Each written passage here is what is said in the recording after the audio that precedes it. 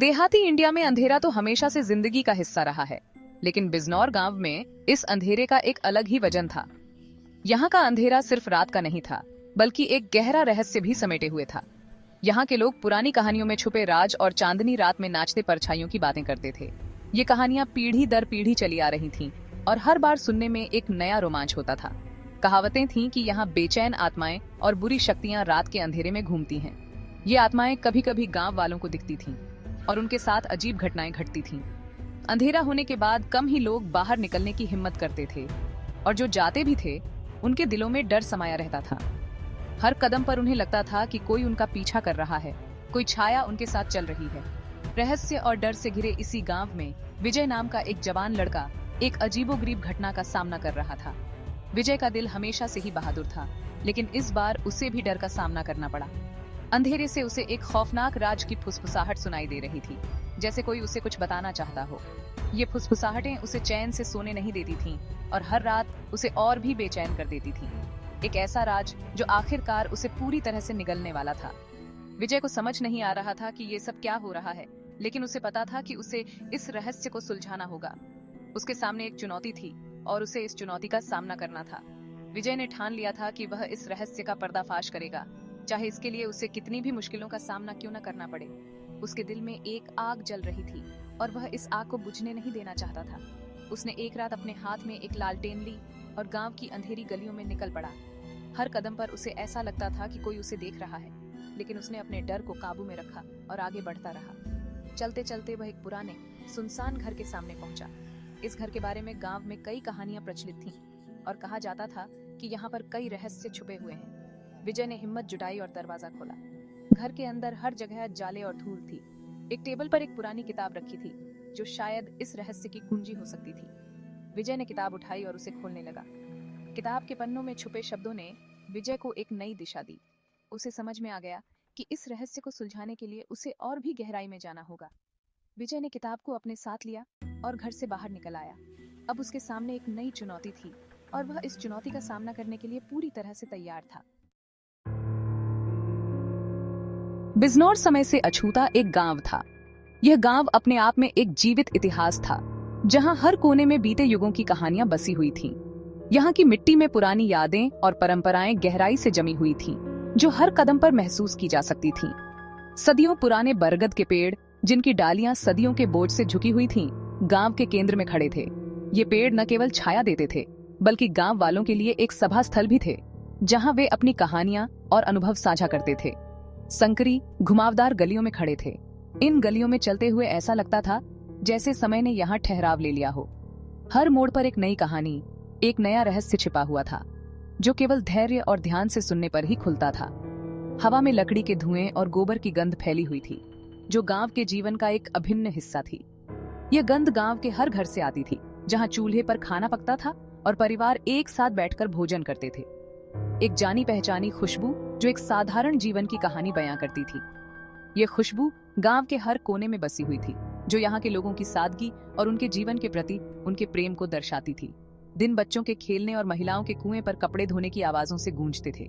बच्चों की हंसी और खेल की ध्वनियां गांव को जीवंत बनाती थीं, जबकि महिलाएं अपने दैनिक कार्यों में व्यस्त रहती थीं, एक दूसरे से बातें करती और हंसती थीं। लेकिन जैसे ही सूरज क्षितिज से नीचे उतरता, बेचैनी की एक भावना बिजनौर पर छा जाती। यह समय था जब गांव की रौनक धीरे धीरे कम होने लगती थी और एक अजीब सी खामोशी चारों ओर फैल जाती थी।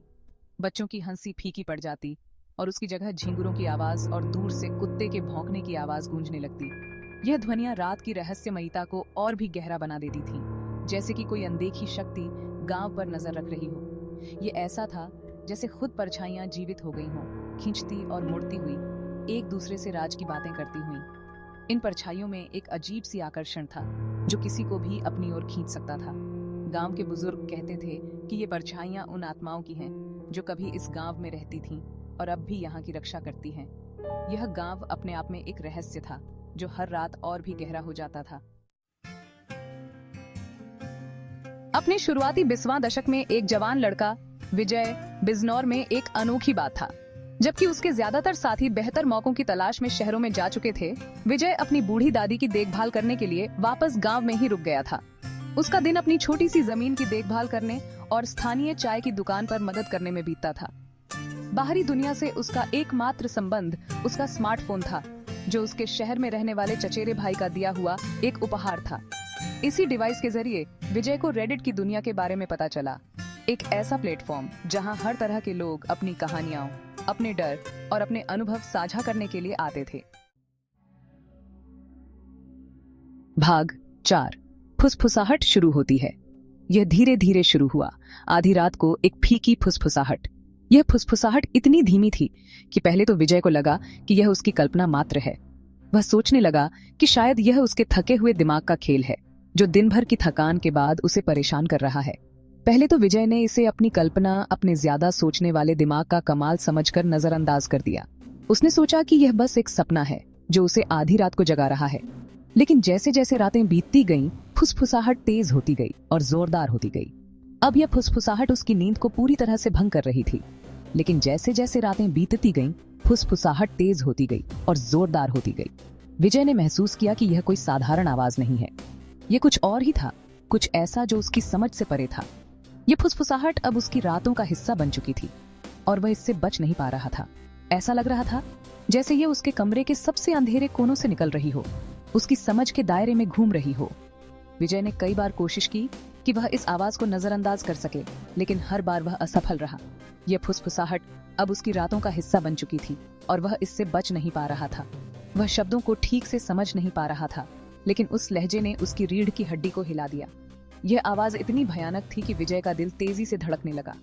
वह समझ नहीं पा रहा था कि यह आवाज कहां से आ रही है और क्यों आ रही है, लेकिन एक बात साफ थी, यह आवाज उसे चैन से सोने नहीं दे रही थी। यह एक धीमी, कर्कश आवाज थी जो द्वेष और एक अकथनीय भूख से भरी हुई थी। यह आवाज विजय के मन में डर और बेचैनी पैदा कर रही थी। वह समझ नहीं पा रहा था कि यह आवाज किसकी है और क्यों उसे परेशान कर रही है, लेकिन एक बात साफ थी, यह आवाज उसे चैन से सोने नहीं दे रही थी। यह उन चीजों के बारे में बता रही थी जिन्हें अछूता छोड़ देना ही बेहतर था, वास्तविकता के पर्दे के ठीक पीछे छिपी प्राचीन बुराइयों के बारे में। विजय ने महसूस किया कि यह आवाज उसे किसी गहरे रहस्य की ओर इशारा कर रही है, जिसे जानना उसके लिए खतरनाक हो सकता है, लेकिन वह इस आवाज से पीछा छुड़ाने में असमर्थ था। यह आवाज अब उसकी रातों का हिस्सा बन चुकी थी और वह इससे बच नहीं पा रहा था। विजय ने कई बार कोशिश की कि वह इस आवाज को नजरअंदाज कर सके, लेकिन हर बार वह असफल रहा। यह फुसफुसाहट अब उसकी रातों का हिस्सा बन चुकी थी और वह इससे बच नहीं पा रहा था।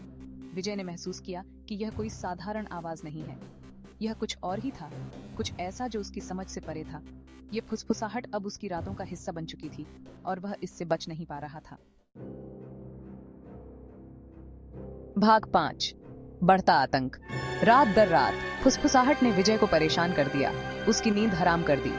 उसकी नींद बुरे सपनों से भर गई, चमकती आंखों वाली परछाईदार आकृतियों के ज्वलंत और भयानक दृश्य।